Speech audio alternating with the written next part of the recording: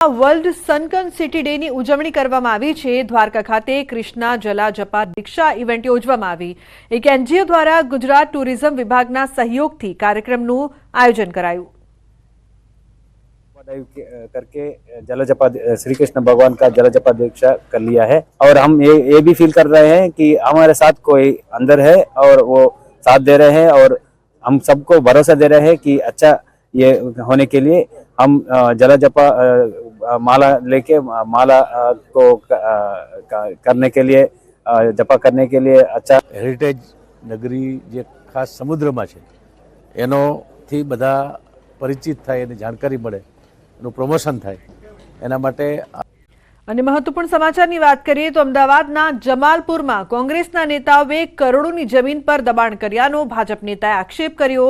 કબાડી market પર કોંગ્રેસ નેતાઓએ દબાણ કર્યું હોવાના આક્ષેપ સાથે ભાજપના ધારાસભ્ય અમિત શાહે એએમસી કમિશનરને વધુ એક પત્ર લખ્યો અને કોંગ્રેસ વોર્ડ સમિતિ પ્રમુખ સામે લેન્ડ ગ્રેબિંગ ગુનો નોંધીને દબાણ દૂર કરવાની માંગ કરી છે। ભાજપ ધારાસભ્યના પત્ર પર કોંગ્રેસે વળતો પ્રહાર કર્યો। ધારાસભ્ય ઇમરાન ખેડાવાલાએ કમિશનરને પત્ર લખી ખાડિયામાં હેરિટેજ બિલ્ડિંગો તોડીને બાંધકામ ખડકી દેવાયાનો આક્ષેપ કર્યો છે। 2800 હેરિટેજ જગ્યા પર ગેરકાયદેસર દબાણ થયાનો પણ આક્ષેપ કર્યો છે।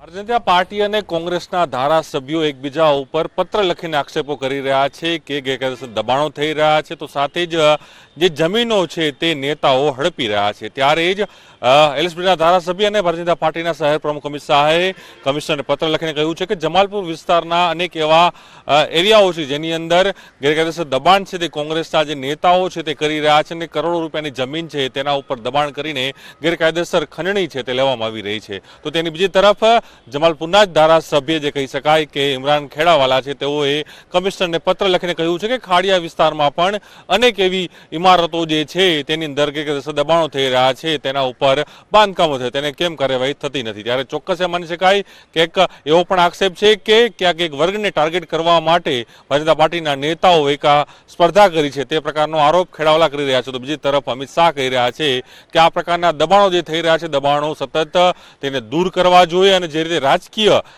એક લેટર વોર ચાલી રહ્યું તે પ્રકારની ઘટના છે તે અમદાવાદ શહેરમાં સામે આવી છે।